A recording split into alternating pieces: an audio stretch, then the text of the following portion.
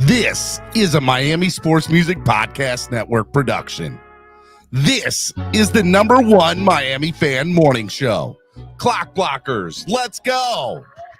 I know the whole city riding. A little early, it's a bit surprising. Business moves, now we enterprising. Switch it up, now we improvising. Go to get in the winter column. Whole squad been trained to go. Fence for life, we throw the foe. Singing this just to welcome bro. Two a time, two a time. Time to grind, time to shine. Two a time. What's up, baby? Two a time, two a time, two a time. What's up? It is your boy, Stephen D, and this is the #1 Miami fan morning show. Clock Blockers, right here on the Miami Sports Music Podcast Network, the #1 Miami fan morning show. What is going on? Good morning to my family with a PH and my Finlaws. What is up on this Spread Kindness Friday? Love it, baby. Super excited. My name is Stephen Daniels. You can follow me on all social media at Stephen D. SKPL. Spread kindness, positivity, and love. Make sure you all do that. You can also follow Miami Sports Music everywhere at Miami Sports Music, except on Twitter, where we are at MIA Sports Music. Also want to remind you all on the way in, hit the like button. Hit it. Tap it. Whatever you got to do to it, just make sure you do it. It's free. It doesn't cost anything. Hit the like button, ladies and gentlemen, and subscribe to the channel. Why are you not already subscribed? Subscribe. It's free. It doesn't cost anything. Subscribe. We want to get to 11,000 subscribers, and we can't do that without y'all's help. We can't do it without y'all's help. So make sure y'all do that. It is a big deal. And hitting the like button is also a big deal. So 20 plus of y'all in here so far, hit the like button. Come on, free. Just hit it. Tap it. I'm talking to you. Yeah, I'm talking to you. The guy that's watching me right now, drinking your coffee. Okay, you're drinking your coffee, you're smoking your cigarette, you're on your throne, whatever it is that you're doing, you're having your donut, whatever it is, just hit the like button. Okay, hit it. Hit the like button, my guy. Just tap it. Tap it. Also, hey, look, if you want to subscribe and become a member of the family, make sure y'all do that too. Okay, I would love to get a couple new people to the family. Signed up today, become a member of the channel, join the channel, get access to perks. We'd love to see it. We would love to see it. Make sure you sign up and get access to the channel today. If you used to be a member, you want to be a member, whatever it is, click the link that I just put in the chat. Sign up. It helps the channel grow. It is a way to help the channel grow. Another way to help the channel grow is by donating. Okay, if you're able to. Okay, a couple things that you can do. You can hit the YouTube live super chat, which is the $ below the bottom of the chat. You can use that, and that helps the channel grow. It's a big deal. As a way to give monetarily if you're able to. If you're rewatching this on replay and you're not watching this live, I want to remind you, ladies and gentlemen, you can also use the YouTube super thanks. Okay? So make sure y'all do that as well. Want to remind y'all as well, you can give on Cash App or PayPal. MSM Podcast Network on Cash App and PayPal. If you're on Cash App, obviously the $ is in the front of it. You can use that there. Or you can use Cash App or use the QR code that's right on your screen, or on PayPal, which is also MSM Podcast Network, or use the QR code that's right on your screen. It is Spread Kindness Friday. We'd like to try to give to different amazing, awesome things. So what we're going to do today is 50% of everything that is donated today, we are going to give to Dolphreaky, a.k.a. Allie's, Dolphreaky's Friends charity today, because she's going to be doing a lot of stuff with kids this year and helping out with mental health. And that's a big thing that we try to accomplish here. So 50% of everything that's donated today will get donated to Allie's Dolphreaky's Friends charity nonprofit. So, and she's going to be working with children this year, kids in the South Florida area, and working with like mental health stuff. So I'm excited to see what she does with that. And we want to help her get going with that. So 50% of everything that's donated today going to a great cause, Dolphreaky's friends, and we're going to help her out today. So make sure y'all donate to the channel, okay? It helps channel grow, and we get to go to a great cause. That's what we do. That's what we're going to start doing on all Spread Kindness Fridays. 50% of everything that's donated on Fridays going to start going to a great cause, okay? That's what we're going to do from here on out, okay? So I'm excited about it. Let's go. I want to give a big shout out to our sponsors of the show, ZSM Sports. ZSM Sports, the number one place to get your cars, jerseys, balls, and hard to find items. Make sure you follow ZSM Sports today. Less is more events, line tickets, absolutely amazing. Why are they amazing? Because they supply tickets for sports and entertainment for less than the competition, allowing you to have more fun. Call 202-930-3533 today to get a personalized experience with tickets to the game and or event you want today. Lime takes pride in providing the hottest tickets at great prices with absolutely no service fees. Call today. Again, that number is 202-930-3533. And last but certainly not least, Tailgreeter. We love Tailgreeter. Download the app today on your current Apple or Android device today. Make sure you follow Tailgreeter. Go to the website, tailgreeter.com, and you can type in the 3 awesome and amazing events that we have going on this year in Baltimore for the Baltimore Beatdown, and Washington, D.C. for the FedEx Takeover, and in Philadelphia for the Philly Finvasion. Make sure y'all do that. It's a big deal. I'm excited about it. We're going to have a lot of fun. And yeah. And be on the lookout, by the way, for Vasasaur this year. We're going to be doing a lot of stuff with Vasasaur. So be on the lookout. I'll have more announcements for that in the coming weeks. So I'm excited about it. Today is Spread Kindness Friday. I have a co-host. I'm going to bring him on here in a second. But we're going to talk Miami Dolphins roster versus the rest of the NFL today. So I'm excited to get into some of the details about that. I think you're going to like it. It's going to be good. And let me say hello to everybody in the chat so far this morning. I got Shake Money, PJ Mack, Canes 1989, Dade County's in the building. Dade County WAP. K Flexin, man. Have you checked out that new Gonna Wanna, Stephen D? I have not. But man, let me tell you how awesome it is to see my man K Flexin in the building. Shout out to K Flexin, everybody. MCJB's also in the building. Cap for Life. And who else we got up in here? Bob Young. Crypto's in the building. Edward Greenfield. Shout out to Stephen D. Good morning, Dolphin Nation. I like it. Adam Sadowski's in the building. And Color Commentary was the first in here. Like it. Shout out to Color, my guy. Yes. Jets gang, unfortunately, is in the chat. One worst roster in the NFL. Stop hating, Jets gang. Just stop hating, my guy. I could see the light. What's up, Steven? What's up, man? Gabriel Sosa, what's up, man? Man, I love seeing everybody in here this morning. But it is Friday, and it's Spread Kindness Friday. And you know what that means? It means my co-host is on. My brother from another mother. Ladies and gentlemen, from Dolphins Wire, from Miami Sports Music, from just being one of the greatest human beings on the face of the earth. That's right. I'm talking about Dan Marino. No, I'm not talking about Dan Marino. I'm talking about Jason Sarney, ladies and gentlemen. Whoa, what is up? The Dan Marino reference in that intro. I don't even know what to say to that, but I do not deserve that. F it. Send it in, Jason. Send it in. Send it in. I will not flub. I will not flub today. What's up, baby? How are you? How you been, man? Happy Friday to you. Happy Friday to everybody out there. It's been a while since you and I have talked. A little bit, this is kind of that, limbo period of the NFL season. The OTAs, mini camps are over. And, yep. I know we each had a couple of days to hang out with family, do the dad and husband thing. So happy to be back chatting Dolphins. I'm doing that today too, actually. So after we get off here this afternoon, we're going to the pool for about an hour, and then we're going to get a haircut for my son. And then Father's Day weekend is starting. My family's going to take me out today.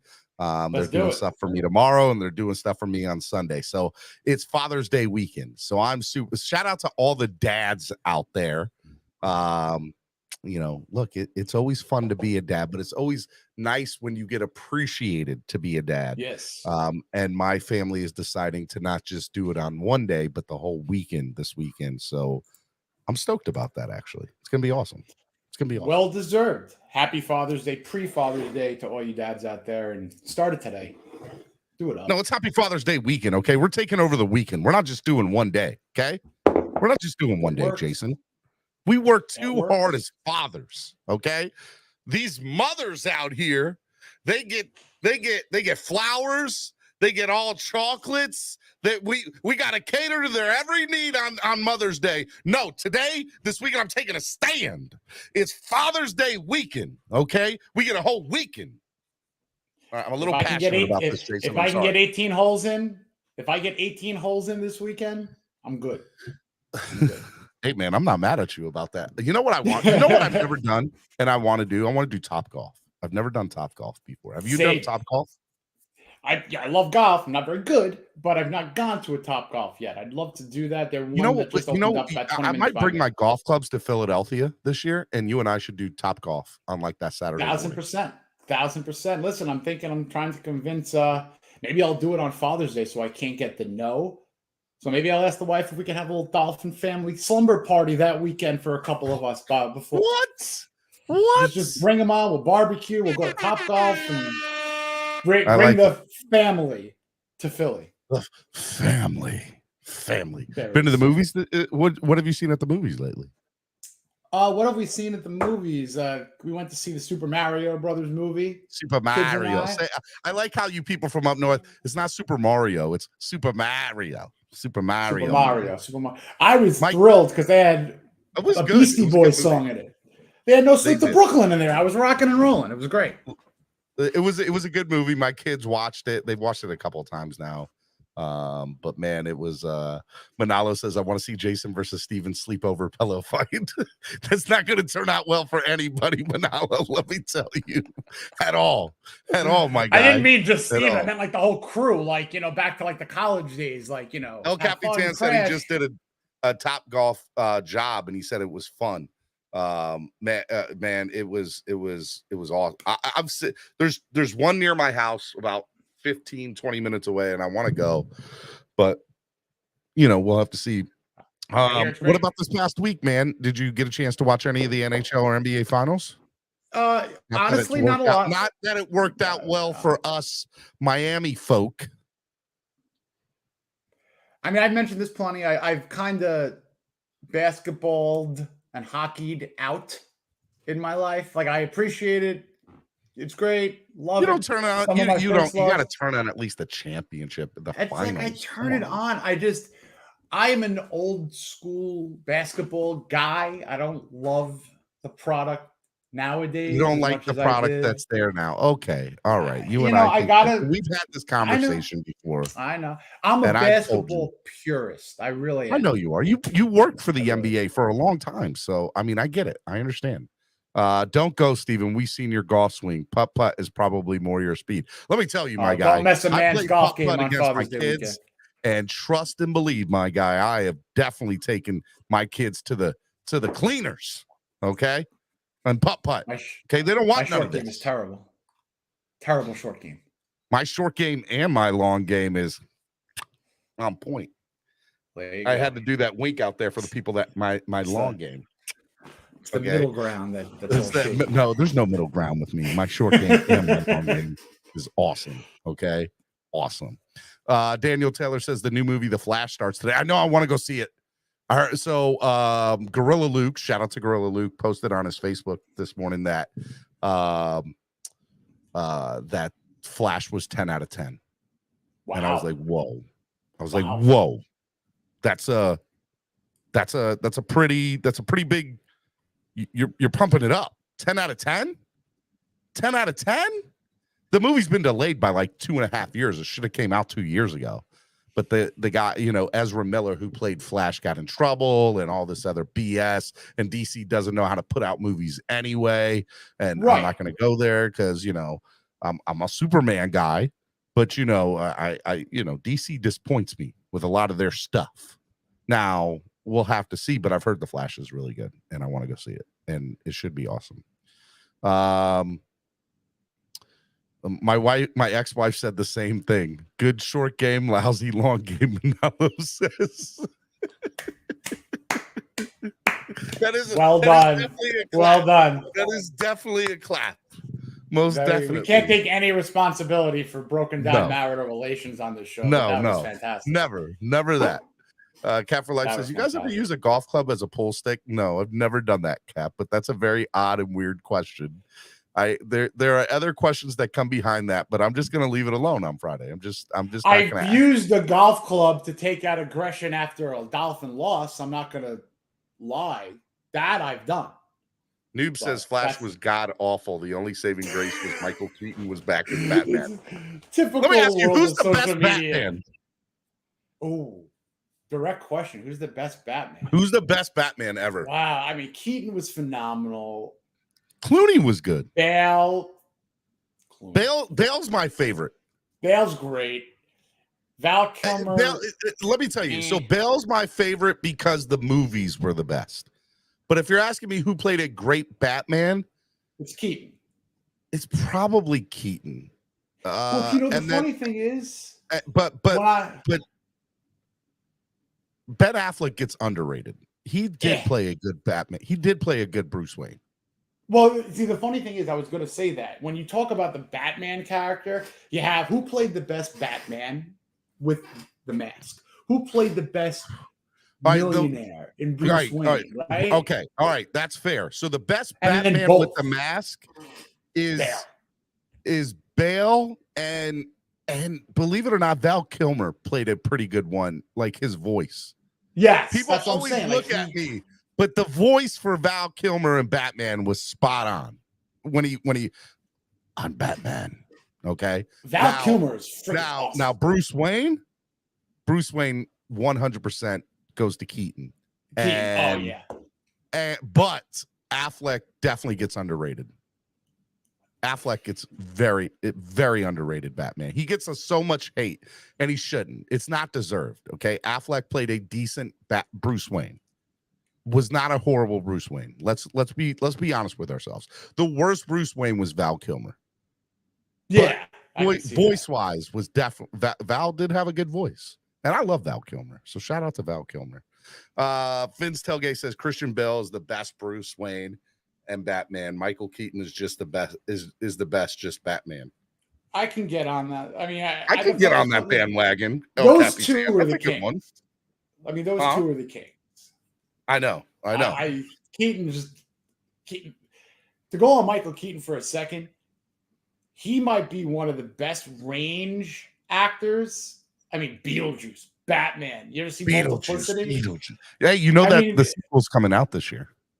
I'm very excited about that. I'm very, very excited about that. And Keaton put in a lot of his own thoughts and ideologies to the Beetlejuice character because he was like really weirded out.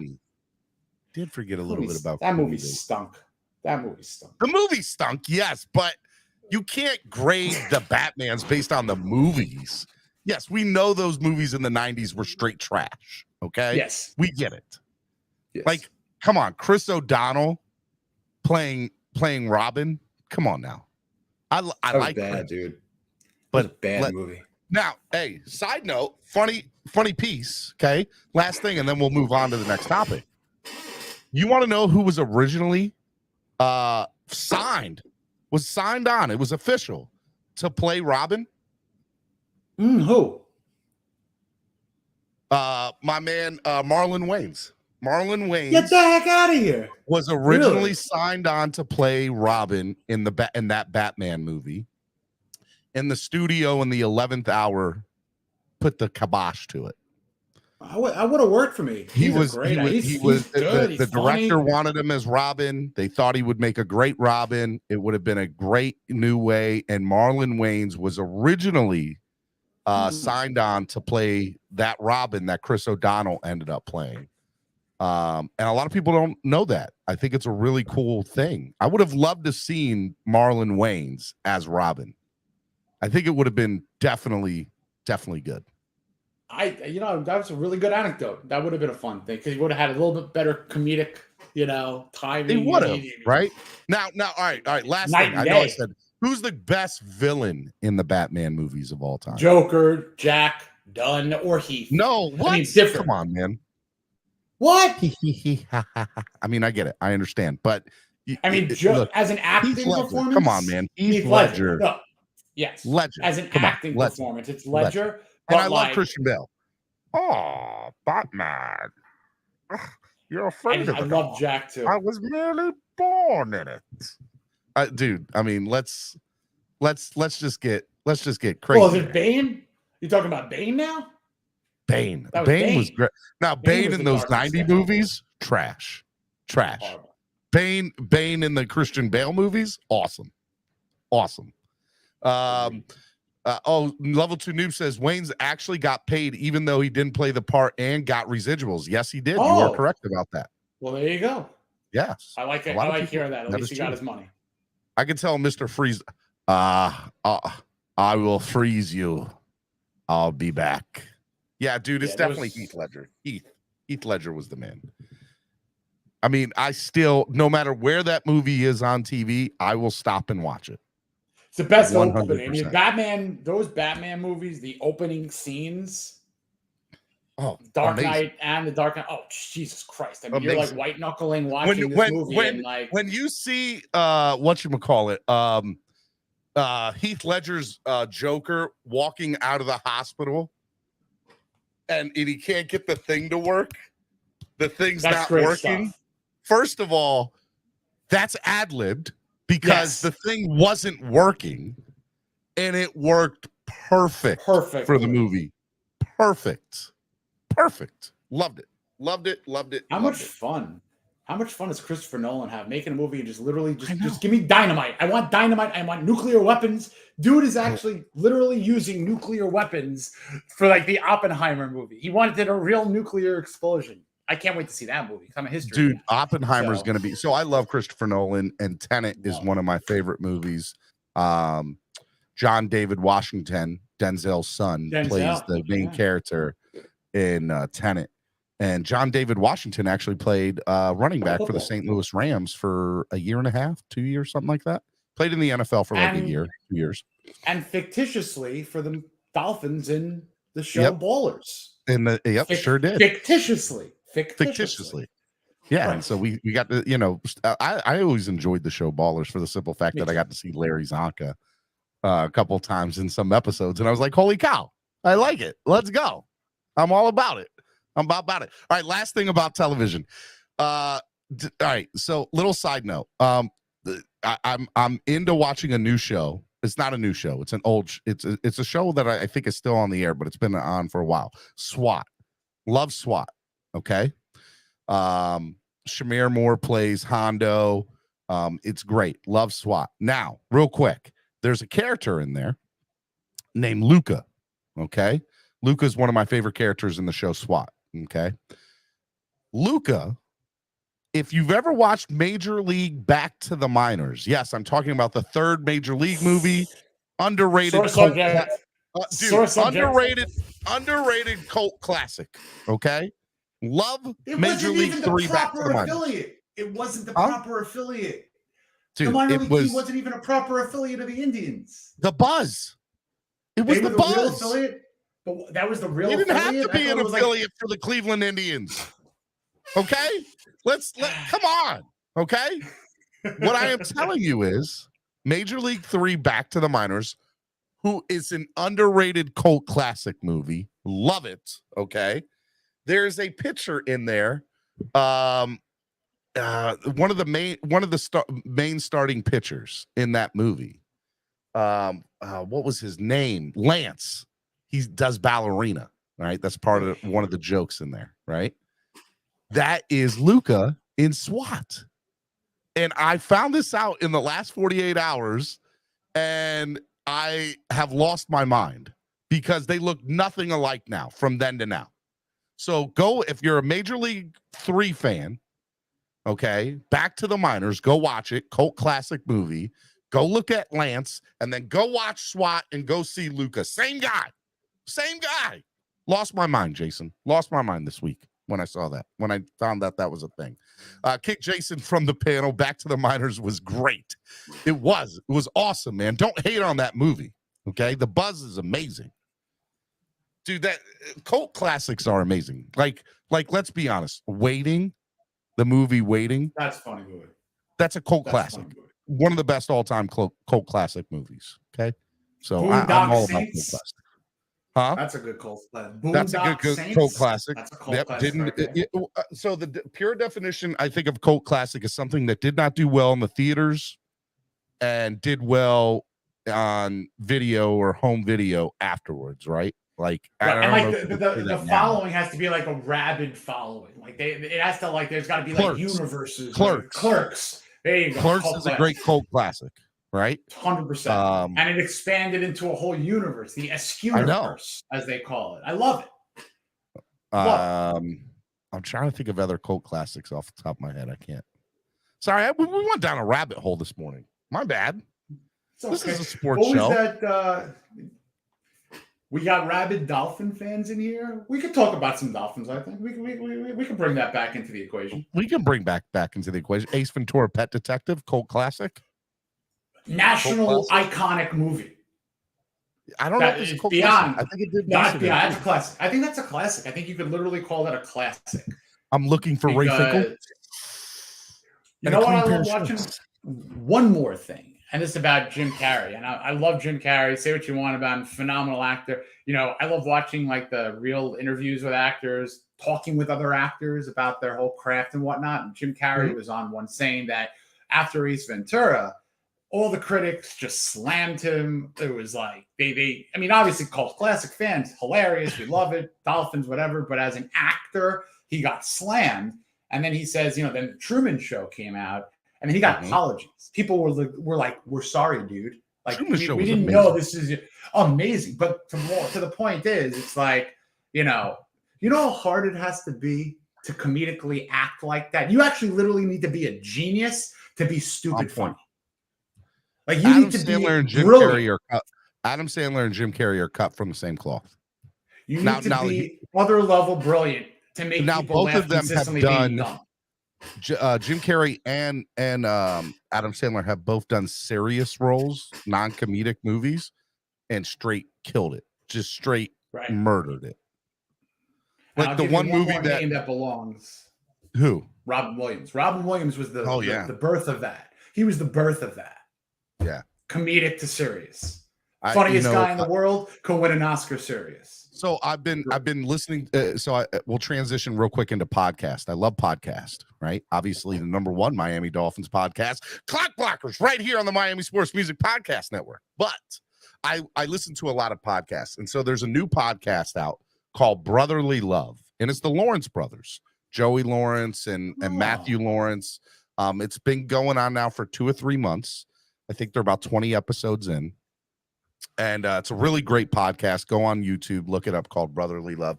If you're somebody like me who's in his 30s, which I am, I'm not as old as some other people that might be on this panel.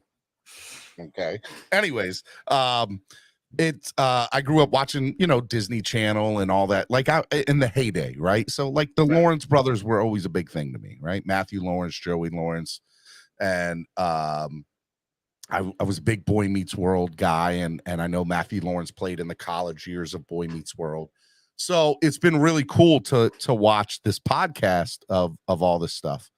And I was going somewhere with this with the Matthew Lawrence. What were we just talking about before this? I lost my train of thought, Jason. We were going TV shows. We were going Jim Carrey. We were going Robin Williams. Oh yeah. So he did Mrs. Doubtfire. Matthew Lawrence. He was the son and Mrs. Doubtfire. And there's one of these episodes where they go kind of into a breakdown of what Robin Williams was like on the set of Mrs. Doubtfire. I saw that too. Yeah. And man, it was, Robin was so good, right? And I saw Matthew Lawrence is dating Chili from TLC. I ain't mad at my boy, okay? I'm not mad at my boy. Good stuff. Good. He ain't no scrub, my guy. I love how Jason just knew that reference. Ladies and gentlemen, Jason has street cred. I don't care what anybody says. He said he didn't want no scrubs. Matthew's no scrub. Yeah, I listen to that. A lot of us Dolphin fans, we chase these waterfalls all the time, year to year. I love it, man. Noob says, let's stream some obscure 80s action, Steven. We can start with Jim Kata. I've never heard that. Level 2 Noob. I'll have to go look at it. Ace Ventura is so bad, you gotta love it. Ace Ventura Pet Detective is not bad, S. Harris. Are you kidding me? It's a great movie. Okay, here we go. What's the password? New England clam chowder. Is that the red or the white? I never remember that. White? Yes. Little bit of homework assignment, and then we got to talk Dolphins. Going back to the fish tank, dudes on the fish tank, Seth Levitt, Jimmy Duffy. They had Ralph Stringer on, who was Dan Marino's manager, and there's a story about, and there's literally YouTube cartoon work on this. It's like a 2-minute, 3-minute little fun episode that they've done on a couple of their shows. Go YouTube this, please, after our show. It literally described the meeting between Dan Marino, his manager, Ralph Stringer, and the folks with the script for Ace Ventura and Jim Carrey. So now they're making this meeting, right, at a restaurant in LA, and it's Dan Marino, his manager, and the script person or whatever. They're waiting for Jim Carrey to come in, and all of a sudden, someone comes in, but it ain't Jim Carrey. It's Ace Ventura. It's Jim Carrey in actual character, who is, like his whole little spiel, falls down the stairs, and then just sits at the table with Marino, puts vegetables in his mouth, starts farting and burping and whatever, doing his thing. And this then is on YouTube? The story is on YouTube. Okay, it's a all right, cartoon. I'll have to go check it out. They cartoon this. Can you I'll find it when, yes. Can you tweet it out? This is phenomenal. Kudos to the guys over the fish tank for putting that together. Looking at the cartoon, hearing the story, and visualizing it, one of the greatest non-football Dolphins / Ace Ventura stories out there. It's just amazing. And then it ended with Dan Marino, who didn't want to do it based on the script. And then after he took the meeting, says, we got to do this. we got to do this for this guy. This is perfect. B. McDeese says, bro, 6 years old, watching Jim Carrey fall into the Shark Tank was gold. It's not Snowflake. I'm watching that movie as a 14 or 13-year-old in New York at a birthday party, because we're going to a birthday. It's a kid's movie. We're gonna go to the movie, go to pizza, whatever. And like the father, there's a couple fathers watching the movie with us, and I'm pointing out Dwight Stevenson, Mark Duper. I'm like, how the hell do you know all these guys? I'm a Dolphin fan. And they're like, we really don't like you. We're Jet fans, obviously, but just watch your movie. Bad Jim Carrey movie, The Mask. Manalo, I think I've been pretty disappointed in your tweets today. Okay, in your chats, in your little chats. Were you the one? The world doesn't get Cameron Diaz without The Mask. I mean, come on. Great movie. Are you kidding me? Great movie. Tuna's Candid Camera. Welcome back, Steven. Did you finally get a day job? No, this is my day job. This is my day job. Forget the Dolphins. Let's move from movies to cartoons. I got the time today. We need the full weekend for that, and I don't want to get into the Father's Day plan. But so as far as real quick, hold on. Before we get into that, okay. Do you listen to podcasts? Do you listen to other podcasts? I like to, when I can. Obviously, the Dolphins, a lot of podcasts. The holy trinities of them, so to speak. Our shows. You got your drive times, you got your locked ons, you got your fish tanks. I try to listen to as many of the Dolphin communities as possible. I listen to a lot. I listen to a lot of non-Dolphins podcasts. Like I love that. I need to expand. The Kelsey brothers. I was just listening to them before we got on there. They just did their latest episodes with Andy Reid, who I don't know why I didn't put 2 and 2 together, but Andy Reid drafted both Kelsey brothers. He drafted Jason. He knows what he's doing. Dude, the guy's ridiculous, right? So I watch the Kelsey Brothers podcast. I like what other podcast do I really listen to? Door Bumper Clear off of Dirty Mo Media, talking about some NASCAR. Door Bumper Clear is a great podcast. What else do I listen to? 85 South Show podcast is really good. Shout out to DC Youngfly. My thoughts and prayers are with him and his family. what else? I love. There are just certain podcasts that I like. I have to watch. Right, the Smoke Show, with Steven Jackson and Matt Barnes. I see. I like micro Love that content one. on TikTok. I'll listen to like a couple of minute segments if I'm scrolling on TikTok, and some of those podcasts, jump up. So some of those like quick little anecdotal stories, I love.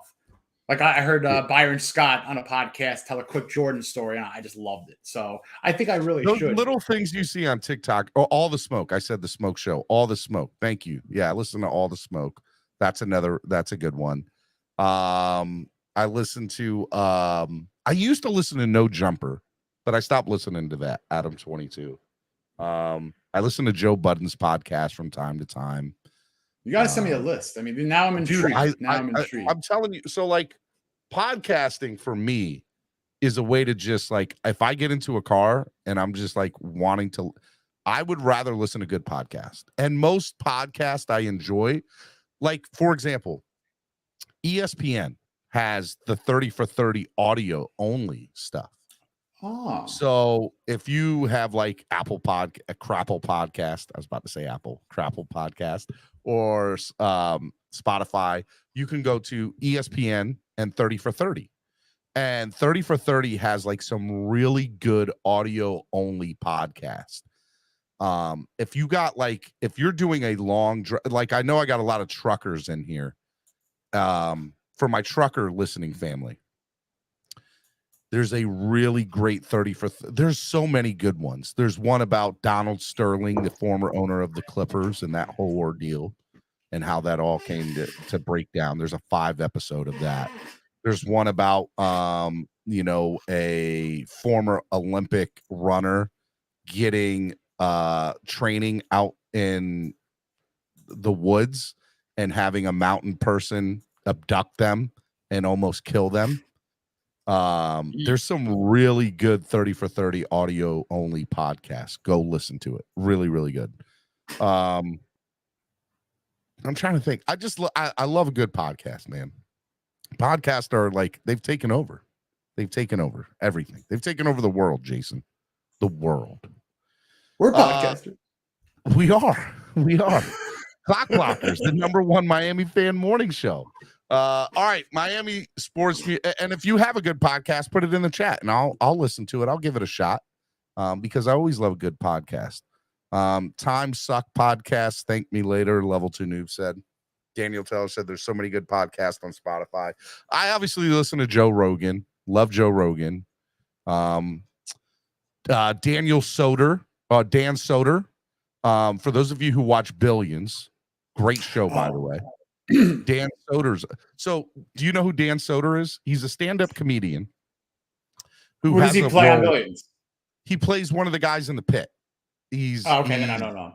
But he's on what's I gotta say what's they team now. They's team, not her or his. They team. I can't think of they's name. Now you're confused. Who was Axel Rod's understudy that ended up going out on their own? Come on, No it's like one of the main characters. You're killing me, Jason. Anyways, he's on their team now. And anyway, Dan Soder, who's a stand-up comedian, has his own podcast, is best friends with Mike McDaniel. They grew up together. Small world. They grew up together. Great podcast that Dan Soder has. And then yeah, man, a really, really good podcast. Manalo says lore podcast. All right, I'll have to figure that out. Last podcast on the left. Tuna number 4 behind Cup of Color, Miss Fins, that guy with 37 followers, Clockblockers. I ain't mad at you, man. That guy with 37 followers. That is. I like people bringing the jokes this morning. I like it. I'm not mad at it. I'm not mad at it. Miami Sports Music's #1 Miami fan morning show, Clock Blockers, right here on the Miami Sports Music Podcast Network. It is Spread Kindness Friday. 50% of all donations today are going to be going towards Allie's, aka Dolphreakies, nonprofit Dolphreakies Friends. She's going to be doing stuff with children this year and mental health. And we want to raise some money for her so she can get some of those programs up and running for this football season. So I'm pretty excited about it. So on Fridays from here on out, 50% of anything that's donated, we're gonna give to some sort of charity. We're gonna or donate to it. Even if it doesn't go to a charity, it's gonna go to a great cause. Just so y'all know, I did donate to Fins or Die or For Eric family. Carmona. Yep, GoFundMe. And that whole ordeal, but I'm glad that everybody's been donating. They have over 110,000 donations now, and I think the original was 5,000. They just wanted to get 5,000. Now they're at kudos to the Fins or Die crew, Sorty, Takes were made, Blizzy, obviously Ian Berger, Big E, fan of the year from a couple of seasons back. Really took the lead on building that GoFundMe and just the went viral. Yeah, just so y'all know, I donated from the money that I made from the show. I donated a portion of that to the GoFundMe. So look, man, we like to give to good causes, so we're going to be doing it. So donate to the channel today, and 50% of everything that gets donated, we're sending to a good cause.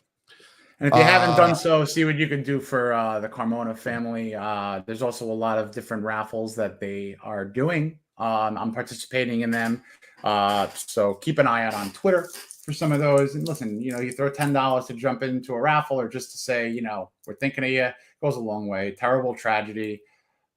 These are things that we really wish that we never had to do. And real quick, and real quick, let me just kind of say, you never know when your last day is, right? You never know what's going to happen in your life. So I always tell people, treat people well. Yeah. Oh, dude, Von Joe. All right, real quick. I know this is so not the bad transition, but Von Joe, Stephen D, a great podcast to listen to with the wife, non-sports, and is absolutely real and hilarious at the same time is, and then we had sex. Amazing podcast. And I listened to it already. Absolutely gold. Listen to it. If you're married or you're in a committed relationship, must listen to this podcast. And then we had sex. It's really good. I listen to it all the time, Bonjo. It's a great one. Great one. Man, I love when people really get into the podcast stuff and they really start listening to it. If you guys always got good podcasts for them to listen to, hit me up at Stephen D SKPL. I'll check them out. I'm always a good podcast guy. All right, real quick. Let me just say this. As far as the communities coming together and raising money for Eric Carmona, I thought it was really, really great to see this community come together for this. And it's a testament to what this community can do together and when we support and love one another. So I've been so happy to be a part of this, man. And you're right, it is a horrible tragedy, but it's a testament to this community and when people come together and want to support one another, what we can do as a unit. And so that's why I love being a Dolph fan and being a part of the Dolph fan community. It's great. It's great, Jason. It's amazing. People are amazing. When they want to be, people are amazing. When they want to be. It is spread kindness. You're right. No, listen, we can joke around, and it is a shame that it takes tragedies to kind of make things come a little bit more into clarity of what we should be like. So having said that, just maybe check that box off when you start your day before you go on to the negatives. Just never know what's going on with someone. That's why Allie's Dolph Freaky's friends is the people that we're giving to today, because kids suck sometimes, man. Be real. I have two kids that are 9 and 7, and they tell me what some of the stuff happens in their school with other kids, and some even with themselves. And I'm like, man, kids are horrible sometimes. Like, just give you a silly quick example, and then we're gonna cleanse this all. We got to talk some Dolphins because I'm fiending. I know we're gonna get into Dolphins because I have a whole bunch of stuff. Real short, I got Nate and a soon to be 12. Just turned 8. My young guy Jordan, and he's a very very uppity, very energetic kid. Loves loves his sneakers, his high socks that he wears. He just loves his style. So we got these sneakers the other day, Nikes, real couple of different colors, nothing crazy flashy. But then he was really glad that, he got them as a birthday gift, wore them to school, comes home, he says, yeah, Daddy, I don't like these shoes anymore. I'm like, why not? He's like, one kid said there were too many colors. And he was making fun of me the whole day. I'm like, really? These sneakers are like, they're fly. They're awesome. Are you kidding me? And so it was my first instinct of, wow, my 8-year-old is coming home saying that a kid's picking on him from a stylistic standpoint. So as minimal as something like that to ruin a potential gift, and he still got those sneakers. He's cool. We got over that, But yeah, it's real out there. Parents, tell your kids to treat kids kind. Parents, treat other parents kind. If you're not a parent, just treat humans kind. It's easier to be a prick. Spread kindness, Jason. Spread kindness. Hey, man, I'm guilty of sometimes veering from the path. I get that. Hey, listen, man. Sometimes the New Yorker comes out more than the non-New Yorker. Look, I'm from New York. We like our bagels and our New York's dollar slice pizzas. Okay, I'm from New York. I'm from the Bronx. Okay, let's go. Queens guy. Let's go. I'm from Queens. Let's go Mets. Okay, go Mets. Flushing, baby. Flushing, New York. And I'm not talking about the toilet flushing, although people will say that flushing is like a toilet. I'm not going to go there. I'm not going to do that to you. You're on the right track. I love you, New York. I love your Flushing. Level 2 Noob says, we vetoed Dolphins talk. What's up next? Best band of all time? Queen? Oh, it's Queen. It's most definitely Queen. I just rather talk about how we are going to be the champions. Now I am a big Foo Fighters fan, though. I do love Foo Fighters. My dream is to see Foo Fighters in concert. I want to see Dave Grohl in concert. One of the best American musicians of all time. Dave Grohl, amazing. Drummer in Nirvana. Probably top 2-3 American musicians, band-wise, rock and roll. Of all time. Dave Grohl is the man. And you want to listen to great podcasts, go listen to any interview ever done with Dave Grohl. Gold. Yes. Coffee addict. That man has got stories 4 days, and they're really good. Foo Fighters' new drummer, mid. Look, man, nobody's going to be able to replace Taylor Hawkins. Let's just get that straight, okay? All we need them to do is just be good enough to play with the music that's already there. That's it. That's all you got to do. And if I'm correct, the new drummer was part of The Offspring. Really? I used to love The Offspring. And all the girls say I'm pretty fly for a white guy. Yeah, Offspring, great. That brings me back to my my senior year of high school. God, we're not talking. We're not dating anyone else right there. All right, let's stop. I shouldn't have done that. I realized that. Group of all time minus TLC. Sorry. By the way, when you said the "Don't Go Chasing Waterfalls" reference, all I could think of was Michael Keaton. And is it the bad guys? Is that or the other guys? When he's like, guys, don't go chasing waterfalls out there, okay?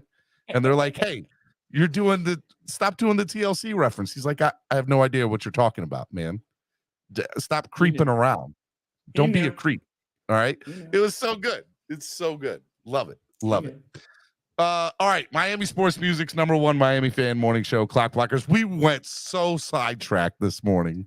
Did not even mean to get into like everything that we got into, but that's fun sometimes. Sometimes I like when it just organically just takes hold and you start getting into it. So if you guys missed the first 49 minutes of the show today, you missed podcast talk, Jim Carrey and movie talk, Batman talk. Some good talked about music, The Offspring, and we just have to learn in terms of pop culture and sports. We now got to keep them separated. All right, last question I have for you, Jason. If you missed another reference right there. I just did a perfect Offspring. We got to keep them separated. We got to keep them separated. Oh, come on. That was good. Come on. That was good, Jason. I'm sorry. I'm sorry, Jason. Silver platter for you, Steve. Real quick, if you could see anybody live in concert, alive, they have to be alive and still being able to perform now. Who would you see, and what's the most amount of money you would pay to see them? Wow. So like a solo performer or a band? No, it could be a band or a solo performer. Well, I've seen Aerosmith's like my favorite band of all time. Personally, I've seen them twice. I've seen You Dave would like Matthews. Steven Tyler. You'd like What? you got to think. You got to think for a guy named Steven. Okay, I get it, Jason. He's We're yeah, cool but people. he spells it with a V. I know he spells it the lazy way, but that's neither here or there. Who would I see? Who would I want to see though? Who would I want to see? You know what? I'll give you. Well, I don't. That's a great question. I've seen my favorites. Luckily, I've seen Billy Joel in New York, and that's just awesome. Everybody from New York has seen Billy Joel. Okay, you saw Billy. Look, if you're not a real New Yorker, if you've never seen Billy Joel live at the Garden, okay, Fine. That doesn't count. Fine. Every Fine, New I'll Yorker, give you even that. like All right. I used to watch Desus and Mero all the time. Shout out to Desus and Mero. I'm so sad that they're not together anymore. But they always made the joke of, look here, Billy Joel live at Madison Square Garden. Like that is the ongoing joke for any New Yorker. Come on now. You're right. Look, So, it's not a tie, but my top three are Foo Fighters, because I've seen Jay-Z and Kanye, and I saw them in concert together. Oh my God, amazing! I saw the Watch the Throne tour, best concert I've ever been to in my life, hands down. Not even close. Jay-Z, Kanye West, Watch the Throne tour is Piano Man, Billy Joel. No, there's a New Girl, Schmidt, his character, New Girl, talks about that. He just starts naming songs that Billy Joel's done in the scene. Billy Joel, Piano Man. What? Anyways, my top three right now would be Foo Fighters, Imagine Dragons, and Bruno Mars. I would love to see any one of those three or a combination of those three. my son Jordan loves the Imagine Dragons. Loves them. Imagine Dragons is great. I would like to see the Red Hot Chili Peppers. They're one of my favorite bands that I've never Red Hot seen. Chili Peppers is good. Yep. Busta so I've heard Busta Rhymes puts on a great show. I've heard he does too. Rush was a great show. Okay. I like that. Best concert ever was Foreigner and Kitchener, Ontario. Is that right? Am I reading that right, Mark? Like Linkin Park, but since Chester passed, not the same. I would have loved to see Linkin Park with Chester. I don't know if I would want to go see them without it. Would have been to see the Beastie Boys, but you can't do that anymore because God. MCA is passed. Because that's my old school favorite hip hop group of all time is Beastie Boys and A Tribe Called Quest. So those two groups. Could you imagine seeing Beastie Boys and A Tribe Called Quest in their heyday? I would be in New York. I would be a 13-year-old running wild, Stephen. I know. I would be loving life. Goo Goo Dolls, Cesar Diaz says, The Weeknd. DMX used to put on a crazy show. Hey, yo, this is DMX. Rough. Okay, I'm sorry. That was bad. That was really bad. I'm not going to do that. R.I.P. DMX. I'm a Cypress Hill man myself. Cypress Hill, I've heard, is really, really good. I wanted to go to the Up and Spoke tour. I've heard the Up and Spoke tour was absolutely amazing. Noob almost had me doing a coffee spit take. ABBA? He said ABBA? I like it. You would like Dancing Queen. That would be your favorite. Oh, no. Come on, Tuna's Candid Camera. I don't see anybody abusing their powers. Not one person here. Okay. All right. Oh, all right. Oh boy. We got drama. Here we go. This morning. We're heading to the 11 o'clock hour. It's Spread Kindness Friday, people. Noob says I timed him out. Noob, unless he says something off the wall, don't time him out. I would love to see the whole entire Wu-Tang. Do you watch that show, Vonjo, on FX? I loved Wu-Tang in college, high school. Vonjo, I want to go to see a Wu-Tang concert with you, Vonjo. I think that's where we will get along. I would love to go watch a Wu concert with Vonjo. You know, it's so funny. You talk about Wu-Tang, Method Man, right? I've had 2 opportunities and always have been able not to go see Method Man and Redman together in concert. I would love and I would to this day, it's like one of my top 2 regrets to not go see Method Man and Redman together. Because I've heard it's it's a dope concert. Dope. That would be concert. fun. That would be fun. Kevin Lee says saw Rob Zombie and Marilyn Manson and Manson. That was crazy back then. Real quick, probably wouldn't do well at that concert. What's the scary movie that was big back in the day? That Marilyn Manson was. I think he was a part of the executive producer. Well, Rob Zombie was the executive director. I think he was a film guy. What's the one that was filmed like with a regular camera?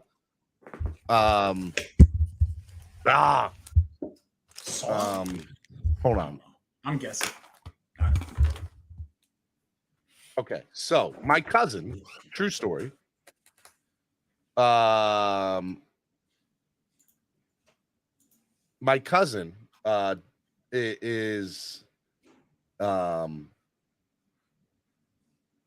was a former drummer for a band that's still together called Godhead. It's a rock band, and Godhead was signed to Marilyn Manson's label. Okay, and there was a big. I'm trying to think of the name of the movie that they did the whatchamacallit, the soundtrack for, huh? The Blair Witch Project? The Blair Witch Project 2. Okay. So there was a second one. Bad movie, by the way. Okay. Anyways, Blair Witch Project 2, they did the song for. And so my cousin was the drummer for this band named Godhead. That's still around to this day, but he's not the drummer anymore. Now he owns, like, he lives out in LA and runs clubs and stuff like that. But he was the former drummer for them. And so I never got to see them live, but I always heard about, Marilyn Manson and just the craziness of him and his business dealings, and was insane. Now, other side note, my cousin James O'Connor, who was the original drummer, the original garage band drummer of Green Day. True story. All of them grew up together.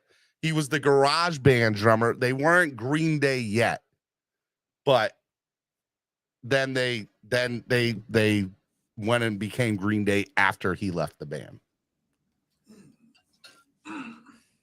I know, right? Right? This is the original garage band drummer for Green Day. What could you do? What can you do?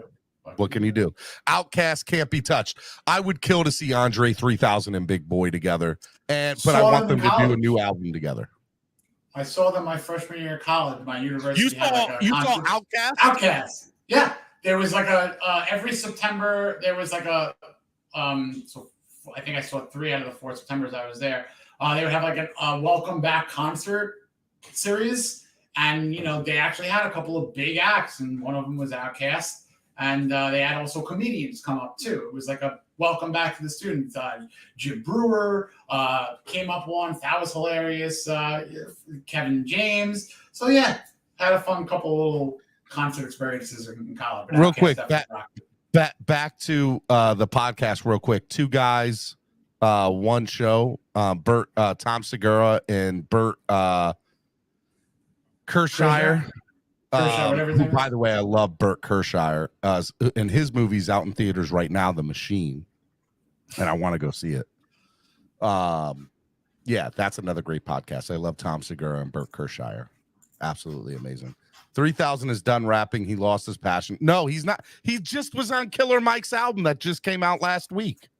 He was a feature on Killer Mike's album. And by the way, Killer Mike is another guy I would love to see live.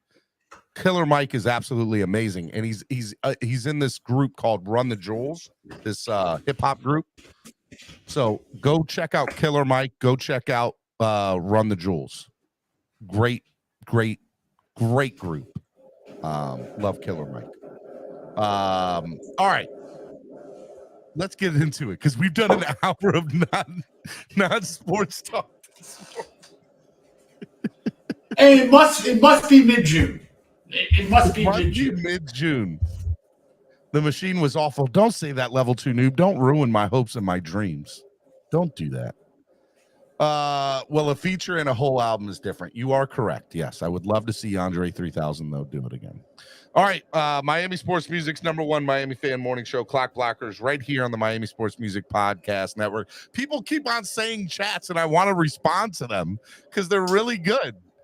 I'm thinking of segues with music titles to go back into football talk. J. Cole, amazing performer. Love J. Cole. Remember, side note, I've told this story. I'm not going to repeat it again, but J. Cole slept in my car. True story. Let's talk about Jay Waddle. Let's talk about Jay Waddle. I'm trying. I'm trying. He's like, I need a good segue. Let's get into the Dolphins. Hot route. Let's order. Come on. Omaha. Miami Sports Music. Here we go. All Omaha means was just hurry up and guess. That's what Omaha means. It was. Hurry up. Guess a play. Go. Omaha. Hike. Peyton Manning would go up to the line of scrimmage and just randomly say things to mess with people. But then he would say certain things. Like there's a video of, I think it's not Peyton Manning. It's Cam Newton. It's Cam Newton in something. And he goes up and he says his audible at the line. And the defensive player goes, "Oh, I know what you're going to do." And Cam Newton's like, "Oh, you think you know what I'm going to do? That was just watch this." And then scores the touchdown. Is that AJ Hawk? I don't know if it was AJ Hawk. Wasn't AJ Hawk? That doesn't make sense. Whoever it was, it's still one of my favorite videos on football. Like it's. I know what you're gonna do. Ha ha! I remember that. I just don't remember it was wheel route. Wheel route. He's like, I know where you're going. He's like, "Oh, you think you know where I'm going? Watch this. Just wait and watch this." Cam Newton gets under-respected for a short period of time in the NFL. He was one of the best players.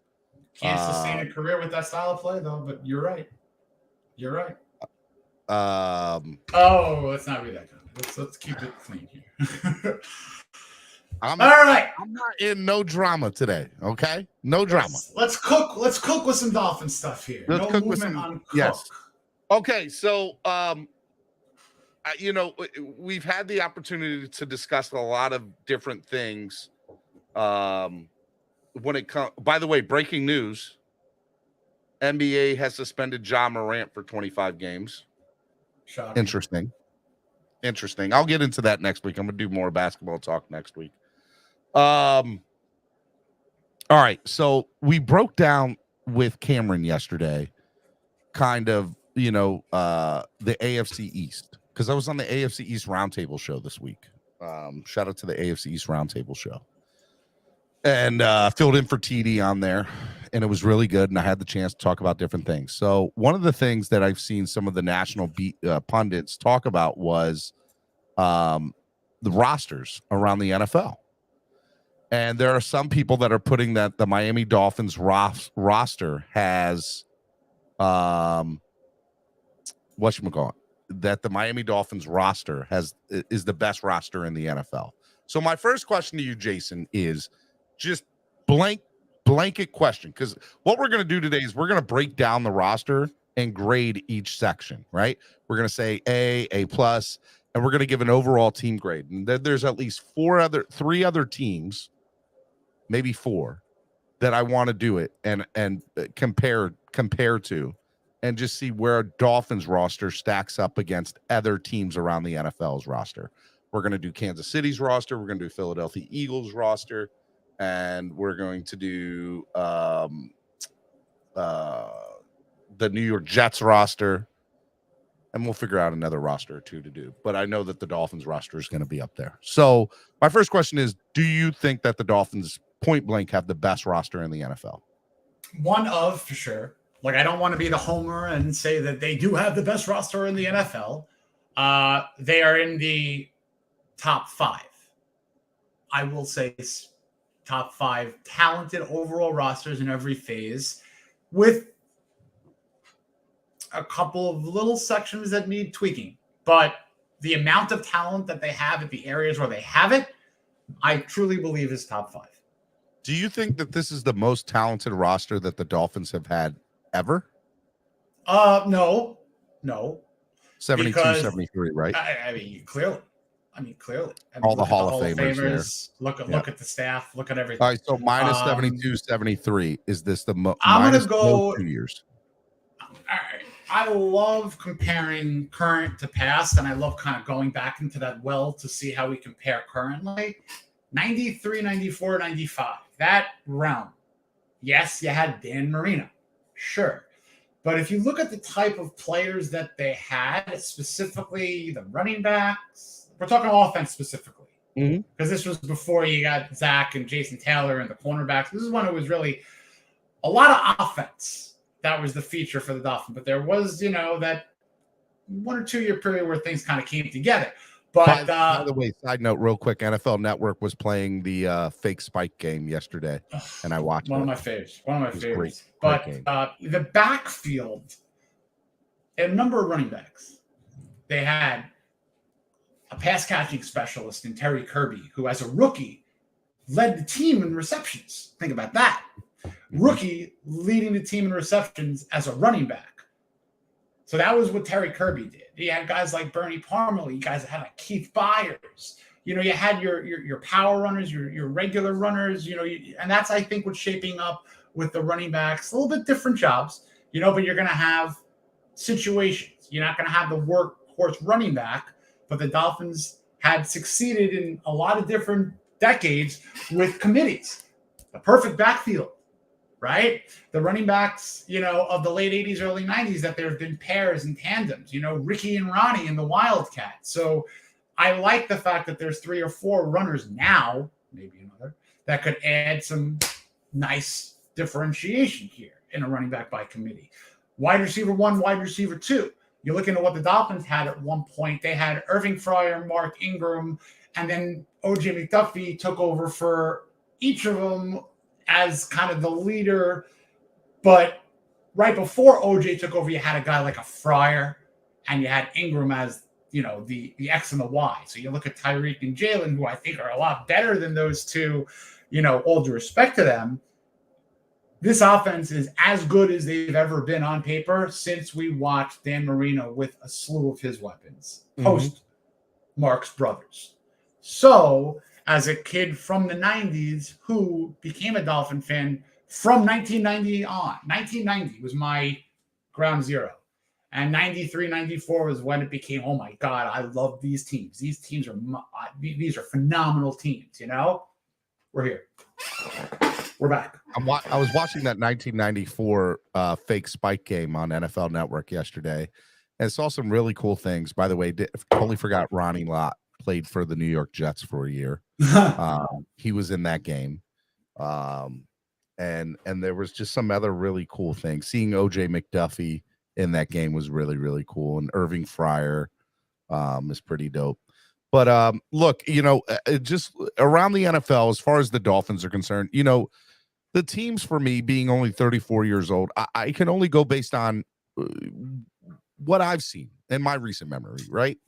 And the most exciting teams for me in my heyday are, obviously, I remember the end of Dan Marino. I remember the end of Marino, right? That 1999 season and,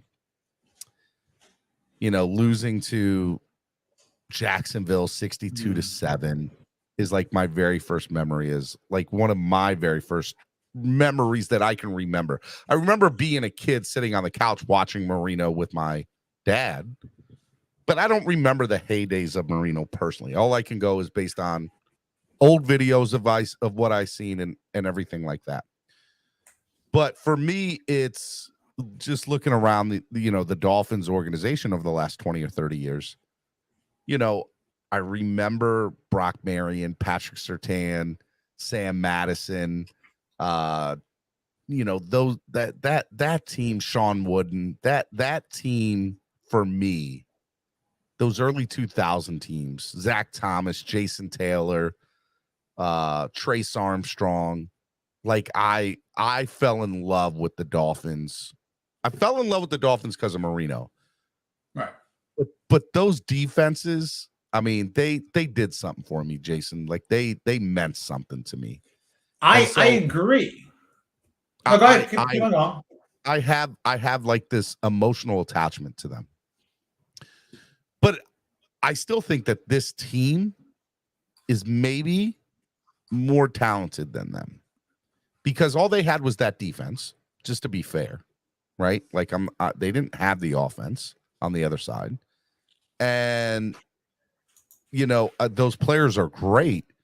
But if I'm honest, I think this is the best secondary this team has ever had right now, as is. This is the best secondary the Miami Dolphins have ever had. And that includes Sam Madison, Patrick Surtain, Brock Marion, that crew, right?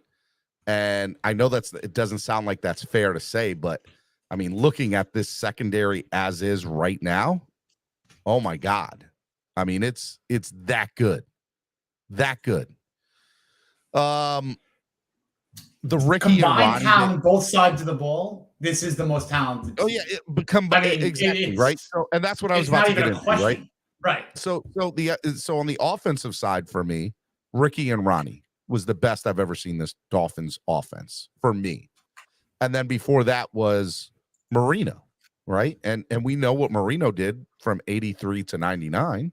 So, I can go back and look and say, okay, look, this is looking at the offense and defensive side of the ball, with the exception of the 72-73 team.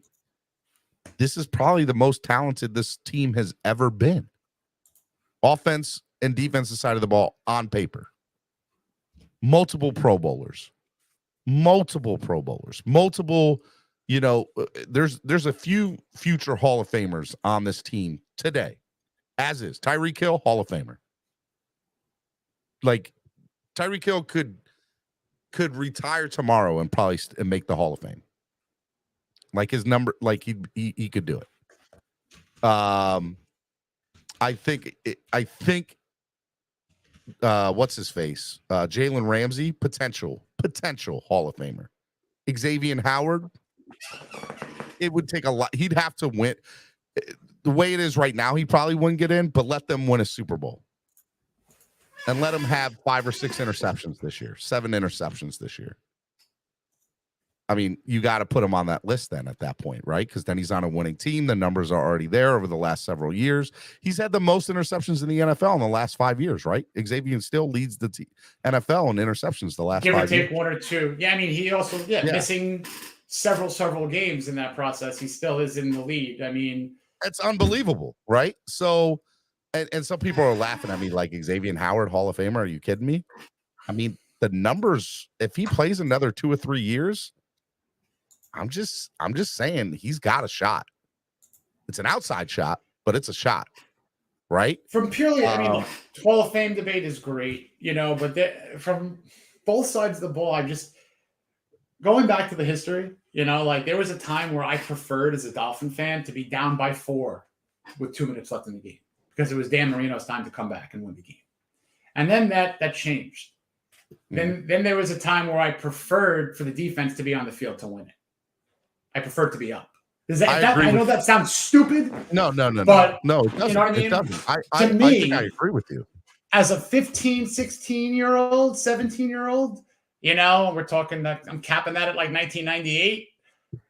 When we were down by 4, 5, 6 points, 7 even, this was my must-see TV. This was when I got up off the couch and was like, this is Danny's time. This was, oh my God, this is incredible. This is like this is amazing. Because you're watching Jordan ticked off, essentially, when Marino was down. It was just a pleasure, And then he left, and you know what? You're watching a completely different quarterback in Jay Fiedler, but then the defense had solidified to being, imagine if Dan Marino had 16, 14, 10, 8 years of that defense, half that time.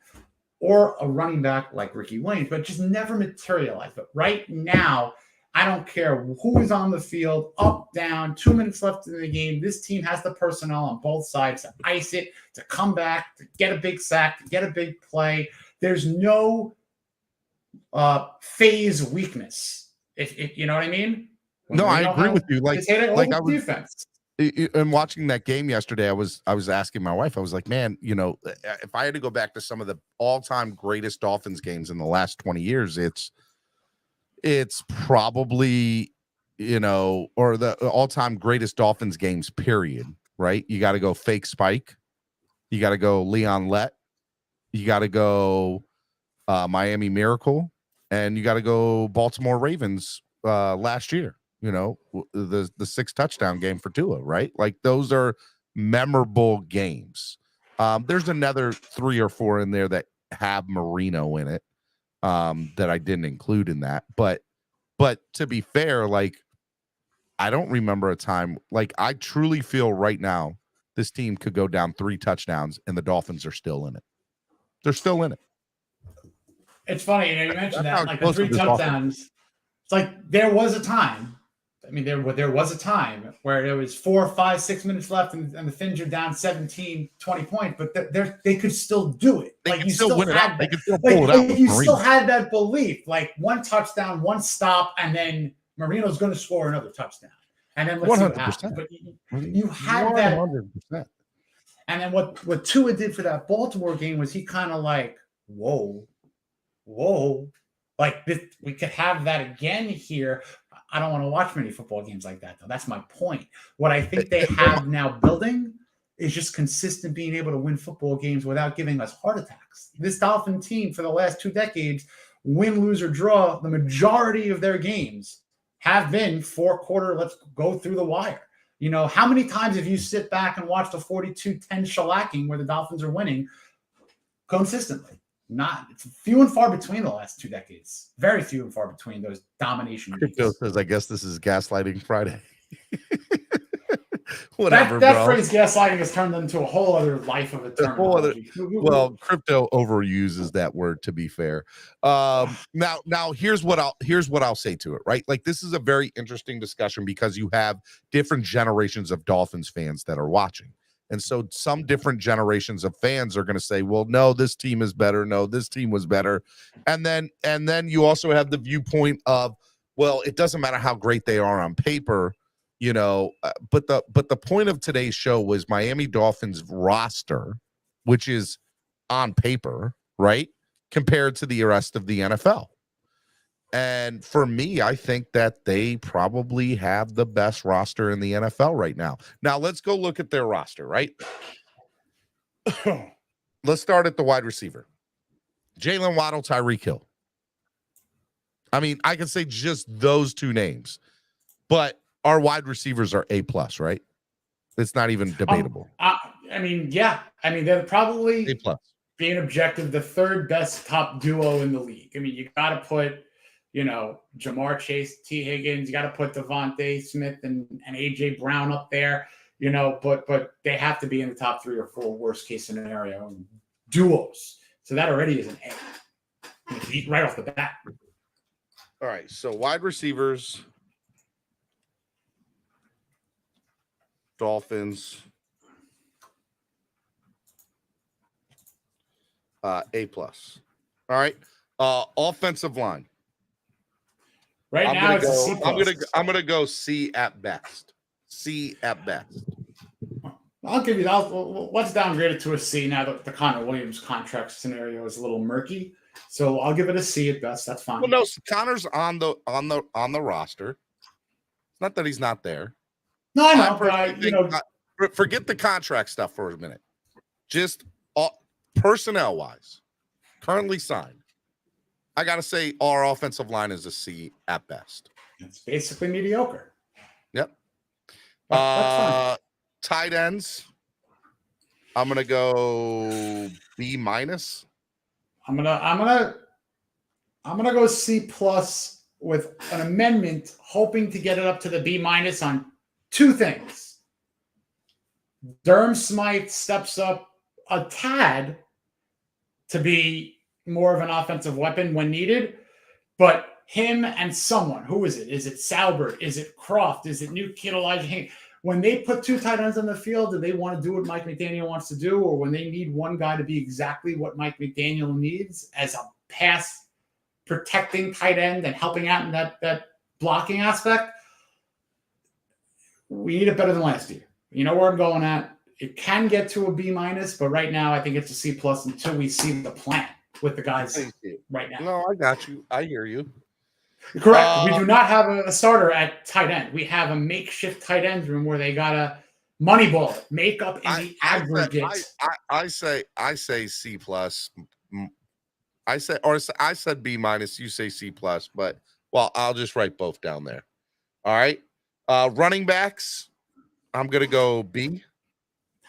I'll go B, and then you never know if that could spike if someone comes on into the mix. But right now, which I am okay with, and I know I'm one of the guys that's banging the Dalvin Cook drum and hoping it'll happen.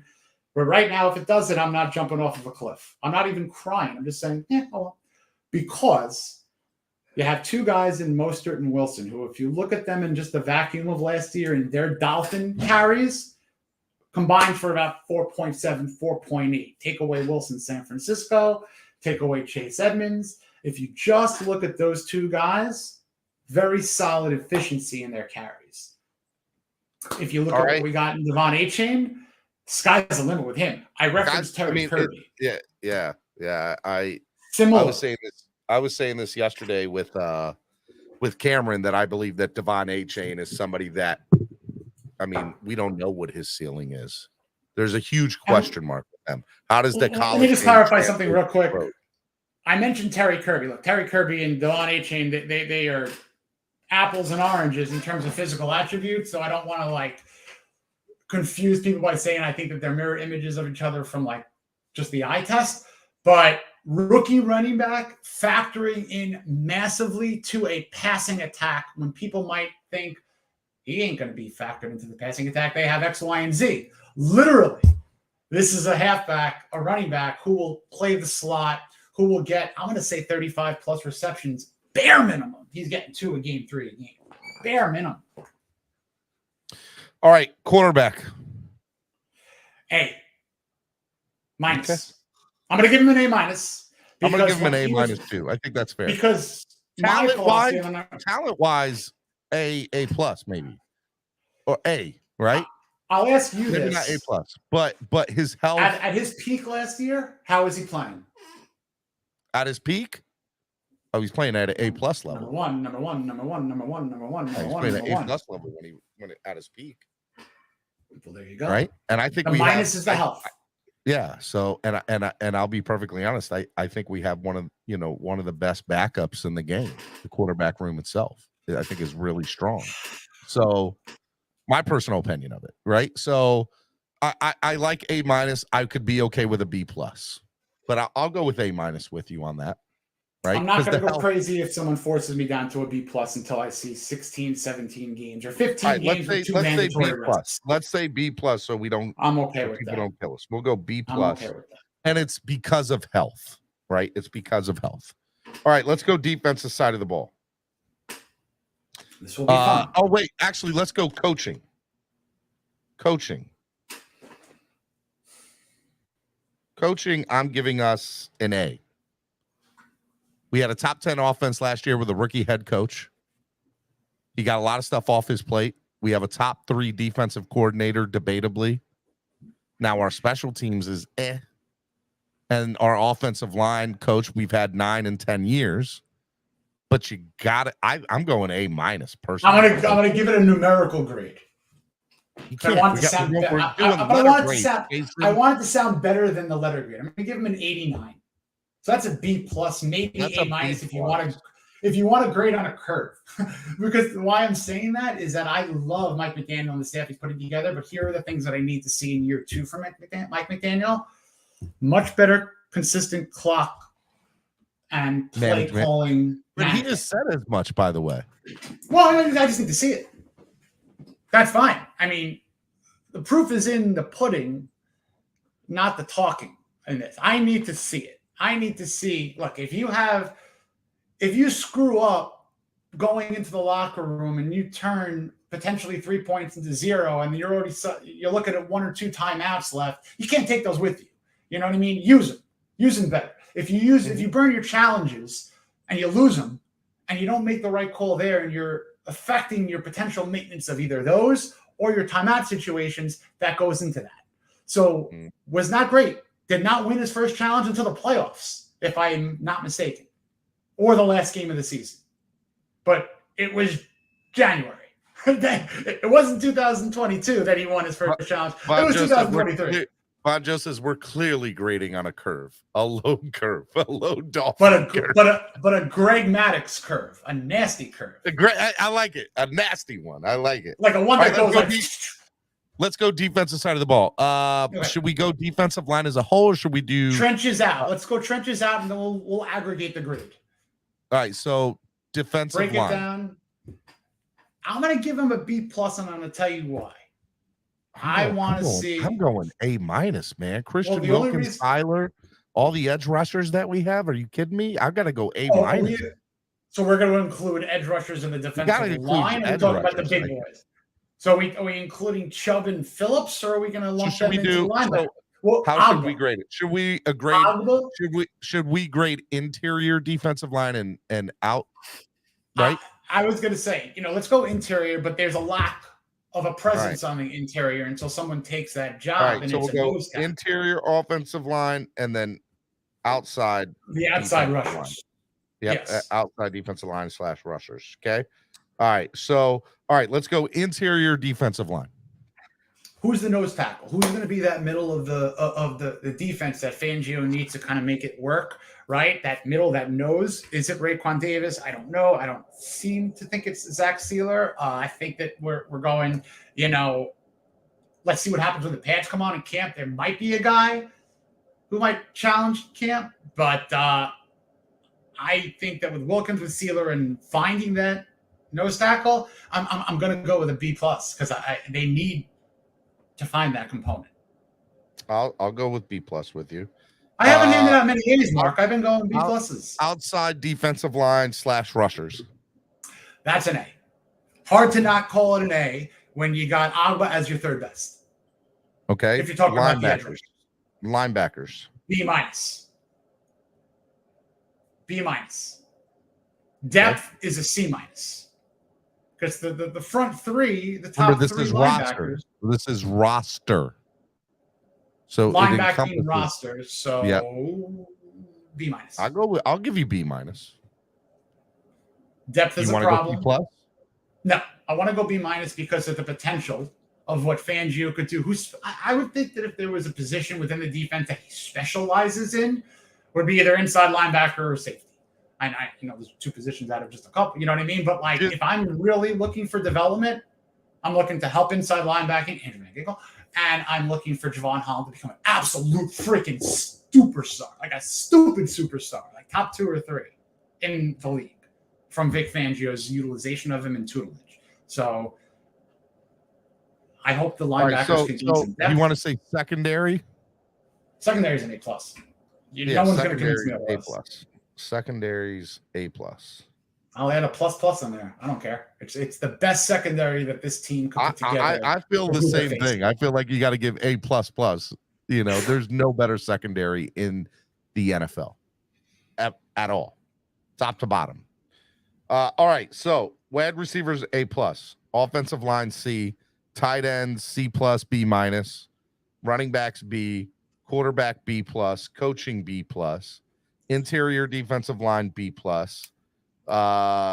defensive line A, linebackers B-, secondary A++. So I think the A++ makes up for the C that's on here. I'm going to say this team's an A or an A-. I'm going to give it an A-, and I'm going to use the minus strategically, because they're not an A, because they haven't proven last year with the roster prior to the improvements that they won a playoff game, and they snuck in. There are teams that do have better talent and proven it, like you could call the Kansas City Chiefs, Philadelphia Eagles. They are A+ because they went to the Super Bowl. Now, a team like Cincinnati, a team like Buffalo, I can't give them A- because they are consistent winners the last couple of years and have massive talent. So those are your A's. All right. So let's go. Let's do the Jets next. By the way, I'm on ourlads.com and I'm looking at it right here. Okay. So I'm going to the Jets next. All right. Wide receivers for the Jets: Garrett Wilson, Alan Lazard, Corey Davis, Randall Cobb, McCole Hardman. I'm gonna say this wide receiving core is a B plus. B. I'll go B. Go B. I mean, yeah, you have the familiarity with Lazard, with Rodgers, so I guess that helps in the situation. Sure, Garrett Wilson is a very, very good player. Yeah. Okay. Offensive line for them. Dwayne Brown, Lakin Tomlinson, Joe Tippmann, Elijah Vera Tucker, Mekhi Becton. Now Billy Becton, Turner, they're moving. Are they moving Becton? Are they I'm switching not his sure. sides? I remember seeing something that he was not. I gotta be thrilled honest that or with you. I whatever. think their offensive line at minimum's an A minus. Yeah, no, they're very good. Like that, they're. I think we should give them an A, an offense of line. It's a lot better than the Dolphins. That works for me. Tight end, Tyler Conklin, CJ Uzma, Jeremy Rucker, Zach Kuntz. D. It's oh well, Zach Kuntz could actually be decent, but C minus the tops. C You're relying minus? on D plus. Wow, really? They don't. The tight ends In the chat right now, tell me what you think the tight end room for the New York Jets is. I'm going to come back to it. Who's good? Put in the chat. Who's good? They got no I feel one. like I want to give them a C. Oh, no one. C minus, D plus. I don't know. No one scares me as a tight end in the Jet offense, unless Kuntz comes out of nowhere and is a great rookie. But he was a late drafted guy. I can't. It's a Jets tight end. They haven't had a good tight end long time. Long time. All right, we'll see what they say. I'll come back to it. Running backs. Breece Hall, Micah Carter. I mean, I don't need to say anything else. I think their running back room is a B. B plus. Good running backs. They are in contention for a running back on the market, so that could change things. But Breece Hall before he got hurt was really looking good last year. It was really looking all right. good. So they're running back. You want to say B or B plus? I'm gonna give them a B plus because if Breece Hall didn't get hurt last year, Yep. we're looking at a much better year. Yeah, they would have definitely been that. Oh yeah. All right, cornerback. Obviously Aaron Rodgers, Zach Wilson, Tim Boyle. I mean, we gotta go A minus, right? Before I became a parent, I'd give it an A plus, but now that I'm a dad and Aaron Rodgers is older than me, essentially, I mean, he's in the twilight of his career. I can't give him an A plus. It's an A minus. I'm giving it an A minus. All right, coaching, Robert Saleh. B minus. Now Nathaniel Hackett's there. Give him a B. I want to give him a B minus. You want to give him a B? Well, my initial instinct was a B minus. You concurred, so let's keep it the B minus. Sorry to fluctuate, but B minus. Saleh, I think. Listen, you come from the same tree as McDaniel. There's a mutual respect from McDaniel and Saleh. I actually really liked Saleh as a coordinator, and basically, I'll probably find this tweet a little later, but I was like very upset when the Jets made him the hire because I really liked Saleh. But with him now stepping in, getting a chance to see how he handled himself, I think he's almost a weird version. I don't know. It's almost like a defensive-minded, cooler version of Adam Gase to me. I just feel like there's an ego there, and I just don't think it's going to materialize well. That's just my thought process there. All right, let's go to interior defensive line for the New York Jets. Quentin Williams, Quentin Jefferson, Al Woods, Solomon Thomas, Isaiah Mack. I mean, it's formidable. Better than I mean, it's an A. You got to. I think their interior defensive line is way better than ours. Oh God! I mean, you have to give them an A. You'd be foolish not to. I'm not scared of giving certain positions that the Jets have an A. All right, outside defensive line / rushers. John Franklin Myers, Carl Lawson, Will McDonald, Jermaine Johnson. I mean, Jermaine Johnson. I mean, that's. I'm gonna say B minus or C plus. I was gonna say B, but honestly, I'm gonna say B because they got a rookie who was a steal, and he could end up being a massive hit for them. So I don't want to minus it just yet, but I'll give him a B. All right, let's go B. I'll give him a B. Linebackers. Quincy Williams, CJ Mosley, Jamie Sherwood, Zaire Barnes, Chaz Surratt, a lot of other rookies. C. Mediocre. Secondary, Sauce Gardner.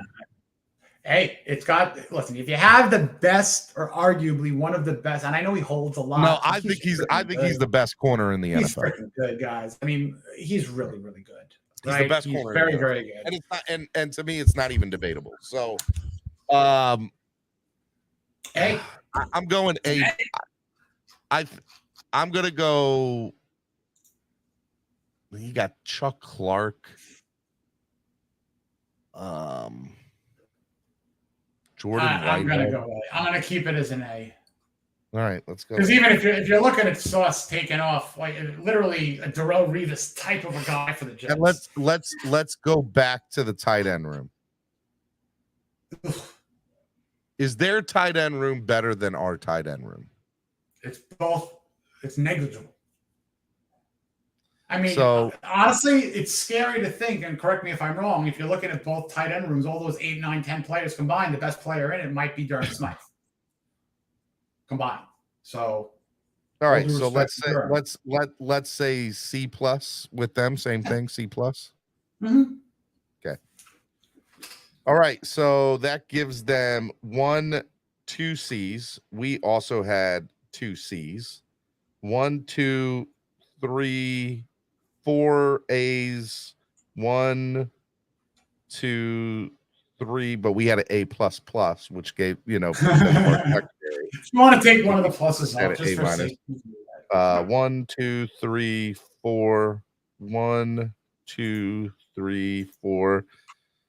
I mean, you got to give them an A minus too, I think, right? Yeah. They could very easily have the same record, and the person who's going to get the higher standing could come down to head. It would not shock me. They are, I would say, similar win projected franchises. That's going to come down to how they do against each other and their overall divisional record if we're going to go to a tiebreaker. But they could easily split.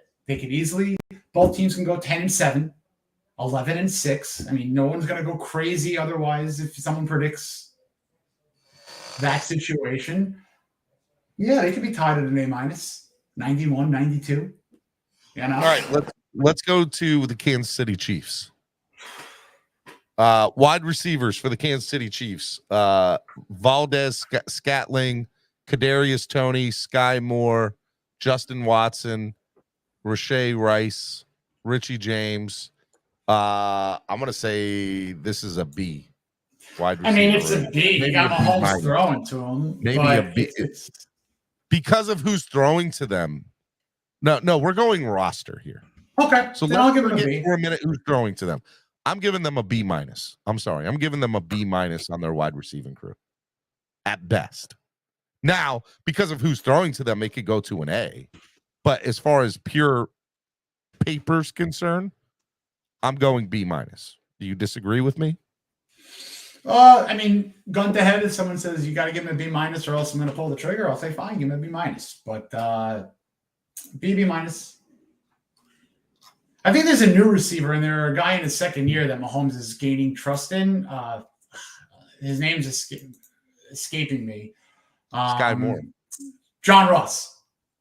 I think John Ross is going into his fifth year. He's not. No, John Ross. I think John. Oh no, Just Ross. Yeah. You're right. You're right. The kid from Clemson. John Ross is on there too. No, but I'm Justin Ross. You're right. I'm yeah. mixing up the Rosses. But Justin Ross going into his second year. Watch out for this kid. Watch out for this kid.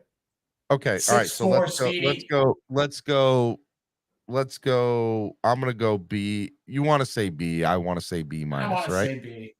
Either way. All right. I'll go with B. I'll go with B to you. All right. Offensive line: Donovan Smith, Joe Thuney, Creed Humphrey, Trey Smith, Juwan Taylor. Austin Ritter is Super there. Bowl winning offensive line. Yeah, so I mean, A minus, A, you know. I'm gonna Rookie go to say A. negatively. I'm gonna go A. I'm not gonna give it an A plus. Okay. I'm gonna give it an A. Well, they did lose. I'm gonna go A minus because they did just lose. What's his face? The left tackle who went to Cincinnati. What's his name? You're not helping me here. I'm forgetting. Um, I'm trying to think. I'm trying to just picture the KC offensive line. the guy whose dad played for the Ravens all those years. All right. Anyways, it doesn't matter. Let's go tight end. Tight end, Travis Kelce, Noah Gray. I mean, I'm gonna go A. Best on the planet right now. Tight end, A plus. A plus. Travis Kelce. Running back room, Orlando Brown. Thank you, PJ Mac. Thank you. Running back room, we are going Isaiah Pecco. Is it Pecho or Pecco? Jerick McKinnon, Clyde Edwards-Helaire. I think I'm going to go A minus in this running back room. Yeah, and they found, a steal last year in Pacheco. So, yeah, and that adds quarterback, A plus plus. They have the best quarterback in the world. Mm-hmm. Coaching, A plus. No problem with Andy Reid. I'm going to say, I guess they won the Super Bowl. A plus. Screw it. Interior defensive line.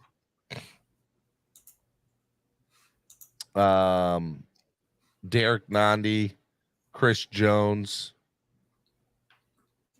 Tershawn Wharton, Danny Shelton, Matt Dickerson, Keandre Coburn. I mean, I'm going to say B plus.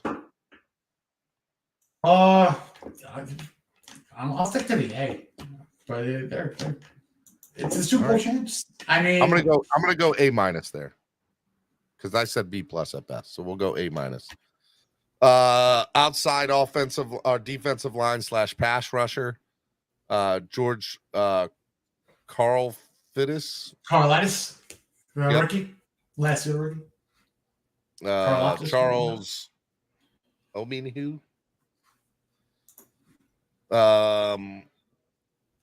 Mike Dana. A couple of rookies here on the pass rushing side. Go A minus or B plus. I mean, full disclosure, these specific guys, I don't know all that about to give a fair enough grade, but they're the Super Bowl champs. I mean, it's tough to find lower than B's anywhere. I'm gonna go B plus. Linebacking core. Willie Gay, Nick Bolton, Leo Chanel, Drew Tranquil, Jack Cochran. Yeah, it's a young group. So yeah, I'm gonna say B plus. Okay. Secondary: Justin Reed, Brian Cook, L'Jarius Sneed, Trent McDuffie, Mike Edwards. B plus. Shamiri Connor, Joshua Williams, DiCaprio Boodle. I'm gonna say A or a B plus, A minus. Yeah, I'll give it a B plus. It's fine. All right, they've had no C's on their paper. 1, 2, 3, 4, 5, 6, 7. 6 A's, but with the 7 A plus, you'll say 7 A's, right? So.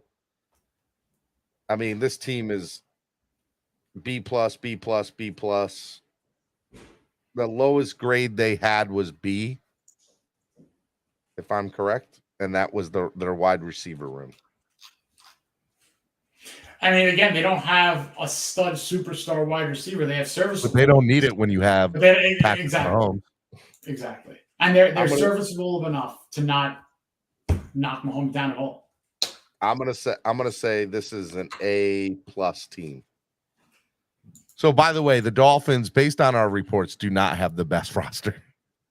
They don't have the best roster. No, I can't say they have the best roster in the NFL. Like I said, they have a top 5. If you want to go 6, 7, sure. But you can't say that they have the best roster when there's at least two. Let's do one more. Let's just do the Eagles for fun. Eagles might be one of them. Wide receivers: AJ Brown, Devontae Smith, Omade Zacchaeus, Tyree Cleveland, Quez Watkins. I mean, I'm going to say this is an A-. I'm going to give it an A+ because you have a top 2 or 3 duo, so it's got to be the same graded scenario as the Dolphins at worst. No, it's not as good as I'll give it an A. Well, I'll give it an A.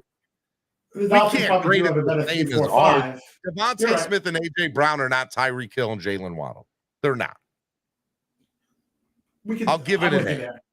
That's fine. That works. Offensive line: Jordan Mailata, Landon Dickerson, Jason Kelsey, Tyler Steen, Lane Johnson. A+. They have one A+. Best center in the game. Yeah. Terrific continuity. Tight end: Dallas Goedert, Jack Stoll. A-. A-. B+, A-. Running backs: DeAndre Swift. Oh man, they got DeAndre Swift now it's A. I mean, it was a B+ last year, and now Swift has to put him to an A-. Yeah, I'm gonna go A-. Quarterback: A. Eagles. Yeah, above. Yeah, Eagles are loaded. And look what they did in the draft. They're loaded too. Nick Sirianni coaching. B. Yeah, he's got a little to him. I don't love the guy. Interior defensive line. A. I mean, outside defensive line pass rusher. Brandon Graham, Josh Sweat, Derek Burnett. I mean, I'm gonna say A-. Pass rushing is A-, of course. Linebackers: Nakobe Dean, Hassan Reddick. I mean, A right there with Reddick. Nicholas Marlowe. I mean, yeah, that's. What do you have? 18 sacks last year? Yeah, that's an A. Secondary. Mm-hmm. Secondary is Reed Blankenship, Terrell Edmonds, James Bradbury, Avonte Maddox, Greedy Williams, Darius Slay. I mean, I gotta give him an A, nothing less than an A-, but I'm gonna say A-. Mm-hmm. That works. And this team is an A+ as well. Yeah. As a matter of fact, they didn't have one B at all on their entire team, minus the coaching. I got to be honest with you. Philly might have a better roster than Kansas City. The way that they drafted to improve their Super Bowl runner-up team, they did not knock themselves out at all. I'm giving their coach a B+. I don't have a problem with that. Like, I'm not gonna go nuts on that. But yeah, it is clear. I think the teams that needed to be in the Super Bowl last year were the proper ones, per their talent. Right? The NFC is a little weaker than the AFC overall, but the Eagles were the cream of the crop. And I don't think that anyone is dethroning either. I do think that it's 1 and 1A in terms of talented rosters. And then you have your teams fighting to see who could dethrone those two teams to become top 2. In there, you have the Dolphins, you have the Bengals, you have the Bills. All right, hold on. We're going to do one more team, and then we're going to talk a little bit more. We're going to do the Buffalo Bills. Wide receiver: Gabe Davis, Stephon Diggs, Deontay Hardy, Justin Shorter, Trent Sherfield. I'm going to say this is an A. Yep. It's an A. It's a dangerous group. Offensive line: Deion Hawkins, Connor McGovern, Mitch Morse, Ryan Bates, Spencer Brown. D+. Tight end: Dawson Knox, Dalton Kincaid. I'm gonna go B. I'm gonna give it a B. Well, B, and if Dalton Kincaid could be good, B+. I mean, they're good. B+. It's a good room. Running backs: James Cook, Damian Harris, Latavius Murray. B-. Quarterback: A. Coaching: A. I'm gonna give that I'm not giving it better than Nick Sirianni, and I gave him a B plus. So Really? yeah. So I'm gonna say B plus.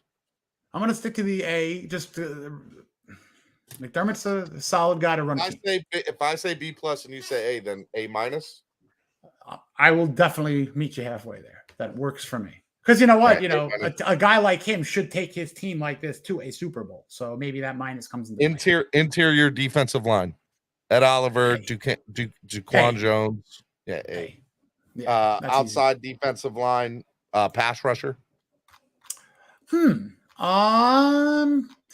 plus, B minus.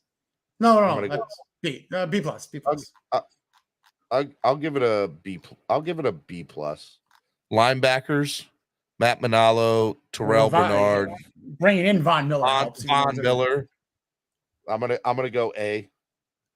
I was gonna say A minus because Miller gives him the A status, but you don't have A minus. A minus is fine. Secondary: Jordan Poyer, Micah Hyde. A. Yeah, I give it an A. It could be if a Bills fan in there says it's A plus, you fool, I'll say fine. All right, and then so the Bills 1, 2, 3, 4, 5, 6. I mean, you got to go A plus here too. I'm gonna give them an A because I can't rank them the same thing as the Chiefs and the Eagles. I just can't comfortably. And the reason why I could say that is the running back. So let's say this: the Chiefs and the Eagles are probably A plus. No. Well, let's do it like this. Let's give them the A plus because of the Super Bowl, and then you got your A's. Who are your A's? I think the Bills are right there in your A. Dude, they don't even have a B. They have a B minus at running back. Everything else is a B plus or A's, and most of them are A's. You have to give them an A plus according to our grading scale. We have to give them an A plus. Okay. Now, as long as we can situate this, right? So it's a top three. Right now Those we two have are the your Dolphins top at three A. teams. We have the Dolphins at A minus. We have the Jets at A minus. We have the Chiefs at A plus. We have the Eagles at A plus. We have the Bills essentially at A plus, although they're not as good as the Chiefs and the Eagles. Wow.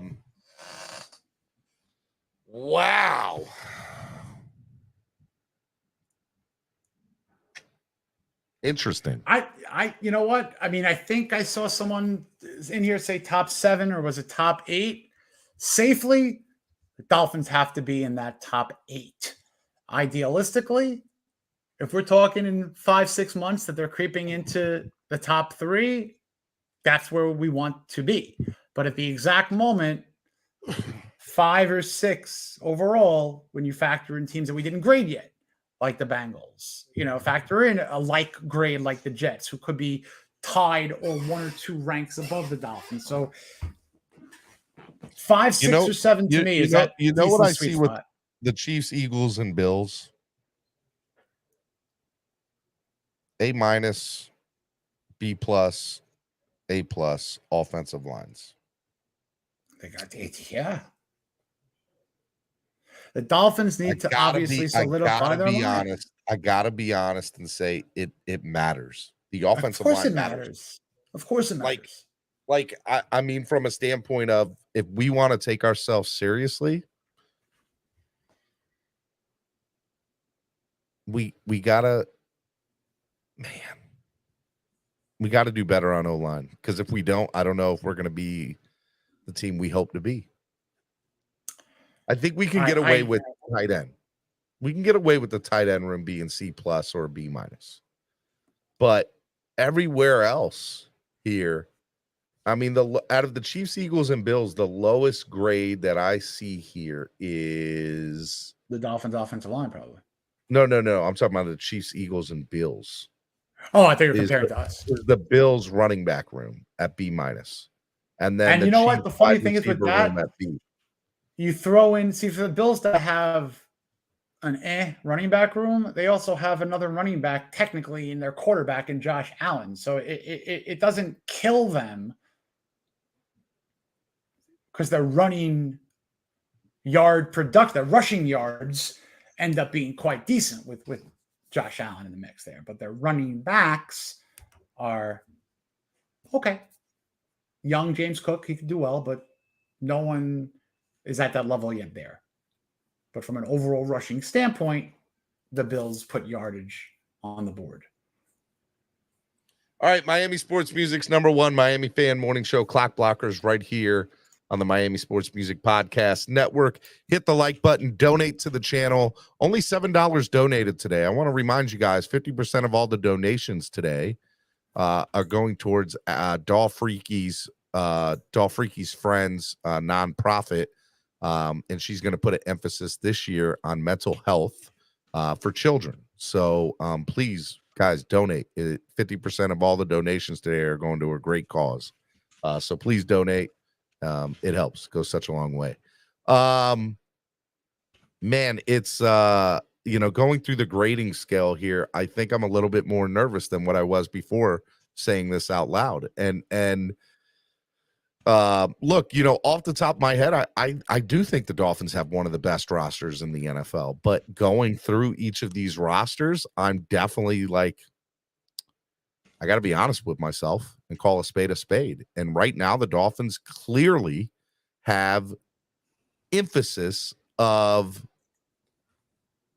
improvement, needs of improvement, emphasis on needs of improvement. And they include the offensive line room. They include the tight end room. They include the running back room. They include the linebacker room. We had them at A-. If I'm honest with myself, we probably should have them at B+. And I can see that, but I'm gonna explain a little bit why I think it should stay at A-, because I'm not convinced at all that this roster is the exact same thing that it's going to be when the start of training camp happens. Yes, insinuation of maybe an addition of a running back. Sure, there are still offensive linemen on the free agent market that I think could challenge and maybe even start for the Dolphins on either left guard, right tackle, center, God forbid. But I do think that the Dolphins are going to bring in 2 or 3 players, whatever it is, that I think could justify the A-.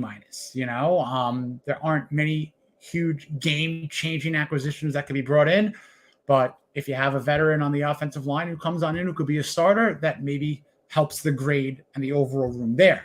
If you have a running back that comes in that's an all-pro running back potential, might not be an all-pro because he's not going to get 25 carries a game, but Dalvin Cook's a guy that could change this offense into scary to super scary, like super duper scary. So until we have a training camp solidified kind of roster, I think we're okay with this grade, assuming that we're going to get a couple of more names to talk about before the pads come on. Look, I think when it's all said and done, we're not finished with the roster as is on June 16th. I would love to see the addition of somebody like Dalvin Smith. I'd love to see the addition of somebody like Dalton Risner. I'd love to see DJ Fluker. I'd love to see, a couple of other things here and there. But I would say at the end of the day, that ultimately the Dolphins are gonna make the necessary moves to make sure that they're contending with teams like the Chiefs, the Eagles, and the Bills. Because if we're honest with ourselves right now, I don't know if they've quite done enough yet in certain areas to make sure that they can win those games in February. And ultimately, that's what I want to do. I want to win those games in January and February. And December, for that matter, for us. I want to win games in the last 3 months, December, January, and February, right? And that's where it's going to be a difference maker for the Dolphins this year. Because if they don't do it, it's not going to work out well for them. It's not going to work out well for them at all. All right. Miami Sports Music's number one Miami fan morning show, Clock Blockers. Jason Sarney, what do you got coming up, man? You got anything coming up? Relaxing Father's Day, and we're going to finish it up with a relaxing Father's Day. And you know what we're going to do for the sake of saying it and doing it? We're going to have a relaxing Father's Day weekend. Yes. My final thought of the day for Spread Kindness Friday is just be nicer to people. Stop arguing with each other. There's no point in being mean to each other. I know that some of you in the chat are going back and forth right now, but just do better, guys. Be better with each other. Okay? Be better. The only person that donated today was a Bills fan, to be perfectly honest with you. Jason. I think a a lot of these Bills fans are very. I mean, I got a lot of Bills fans on Twitter hopping on in. Just throwing that out there. Just hopping in and criticizing, talking. It's funny. I think the Bills fans are respectfully nervous. Not going to lie. I think they're respectfully nervous. I'll be honest with you. Before we did this, I said, man, the Bills probably are the second or third best team in the AFC East. Now, if you look at their roster, they're not. But I think there are other factors that play into this. And we'll have to see, what happens. And I do think that there's some implosion that's kind of happening from within. But we'll have to see, because ultimately I think that the Dolphins are on the up and up. And if I'm buying stock, I'm not buying it in Buffalo, but I'm definitely buying stock in Miami. And as long as they keep on improving, I think things will get better and better and better. So I hope that's what happens. I hope that you guys are good this year. Enjoy Father's Day weekend. Enjoy time with your family. That's what Jason and I are about to go do. I love you all. Y'all are the best fans in the world. Jason, any other final thoughts, or you good, my man? Hey, listen, the last couple of weeks have been a little rough. I've been, you're brought down to earth. You realize things. I just want to promote what we like to promote. Let's spread kindness. Let's just be kind. If you have a differentiation of opinion, debate. Don't argue. Don't argue. Be curious, not judgmental, and just support. Ted Lasso. Support. Another great show. I love how you ended it with a show reference. I just got to watch the show now. I know. That's what I got. Be kind. Spread positivity out there. This is going to be a very good year for the Miami Dolphin fan base, y'all. So let's all be on the same squad. Let's all be on the same squad. I love you all. Y'all are the best fans in the world. Keep it moving. Keep it going. I hope that y'all do good. Keep it up. Miami Sports Music's Clock Blockers, the #1 Miami fan morning show. We'll see y'all next week. Peace. Enjoy Father's Day weekend. You think he Dwayne Johnson? Time to be the people's champ. Hit him with the people's elbows. Sit together like it's Velcro.